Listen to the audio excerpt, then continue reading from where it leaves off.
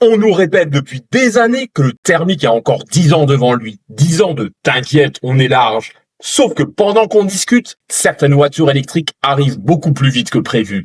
Et elles n'arrivent pas pour sauver la planète, elles arrivent avec des prix, des perfs et des ventes. Et attention, on parle pas de concept car aussi utile qu'un sapin de Noël en janvier, non. On parle de vraies voitures du quotidien qui s'attaquent aux segments les plus sacrés du thermique. Salut les biscottes. Aujourd'hui, on va voir 5 voitures électriques qui ne veulent pas juste une place au soleil, elles veulent prendre le trône du thermique et lui rappeler que la retraite, parfois ça arrive sans préavis. On commence par la Renault 5 électrique. Et elle est redoutable pour une raison toute bête. Elle n'attaque pas une fiche technique, elle attaque les émotions. Parce que la R5, c'est une icône française, avec un design qui fait fondre même les anti-électriques de mauvaise foi. 410 km WLTP jusqu'à 150 chevaux, un tarif comparable à une Clio bien équipée, bref, une voiture normale.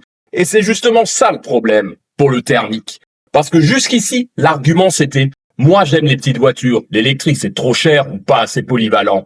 Ben maintenant, t'as une petite électrique fabriquée en France qui coche toutes les cases et qui se vend déjà comme des petits pains. La R5 E-Tech, c'est simple. C'est la citadine électrique la plus vendue en France en 2025. Elle dépasse des monuments comme la Yaris ou la Polo. Elle ne discute pas, elle dit au thermique « merci pour tout, maintenant, direction l'EHPAD ». Ensuite, la MG4, la voiture qui a bousculé tout le marché et qui revient en 2026 avec la même énergie qu'un ex-vexé. Vous m'avez oublié? Pas grave, je reviens plus fort. Et MG a compris un truc. Si tu veux reconquérir un marché, eh ben tu fais 2 MG4. D'un côté, t'as la version urbaine, plus spacieuse, plus basique et surtout plus abordable. Elle vise ceux qui disent « je veux une électrique, mais j'ai pas 35 000 balles ». Et elle leur répond « tiens, voilà les clés et garde ton livret A ». De l'autre, t'as la MG4 2026, plus quali avec une batterie qui va jusqu'à 77 kWh, pendant que certaines thermiques te demandent 40 000 € pour 130 chevaux et une boîte auto qui hésite plus que toi devant Netflix. MG te propose un truc qui te fait pas regretter ton achat au premier feu rouge. Et puis il y a la X-Power avec des performances de Porsche pour le prix d'une Golf d'entrée de gamme. La MG4, c'est la voiture qui attaque tout le monde en même temps. La Golf, la Corolla et même les petites GTI. Elle ne choisit pas un segment, elle choisit tous les segments. MG ne fait pas des voitures, MG fait des uppercuts tarifaires. Et le pire, c'est que c'est même pas la voiture la plus dangereuse de ce top. Si tu veux comprendre ce qui arrive vraiment au marché auto, abonne-toi. Parce que ce qui arrive ensuite, c'est pas une transition, c'est un séisme. Et forcément, on arrive au Tesla Model Y, le SUV le plus vendu en Europe en 2025. Pas le plus vendu des électriques, le plus vendu tout court. Le Model Y attaque le plus gros segment du marché, les SUV familiaux, le terrain des 3008 Qashqai et consorts. Et il les remplace parce qu'il fait tout en mieux. Dès la version standard, t'as plus de 200 chevaux et plus de 530 km d'autonomie WLTP. Et surtout, c'est le SUV qui coûte le moins cher à rouler, qui se revend le mieux et qui tombe moins en panne qu'un lave-vaisselle Bosch. Et avec les offres du moment, tu peux en avoir un pour moins de 30 000 €. Moins qu'un Peugeot 2008 bien équipé. Ouais, on en est là. Le SUV électrique premium qui coûte moins cher que le petit SUV essence du voisin. Le thermique n'a pas été battu par l'écologie, il a été battu parce que les anti-électriques répètent depuis 10 ans le rapport qualité-prix. Sauf que cette fois, c'est l'électrique qui gagne. Là, on passe dans le premium avec la Xiaomi SU7. Ouais, Xiaomi, les mecs des smartphones. Et ils arrivent dans le royaume des PM, Audi et Mercedes.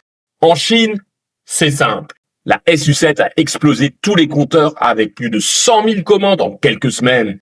Et le plus drôle, même en Europe où elle n'est pas encore importée, elle fait déjà plus parler que certaines marques installées depuis 30 ans. Côté technique, c'est indécent. Plus de 700 km d'autonomie CLTC et jusqu'à 600 km récupérés en 15 minutes. Et si tu veux humilier des hypercars, eh bien tu prends la SU7 Ultra, une berline familiale qui met des claques à tout ce qui bouge. Et pour le prix, c'est là que ça devient gênant pour tout le monde. La SU7 coûte moins cher qu'une certaine Tesla Model 3. La SU7, c'est la voiture qui dit le premium, c'est plus réservé aux Allemands, c'est réservé à ceux qui ne facturent pas l'innovation comme une option.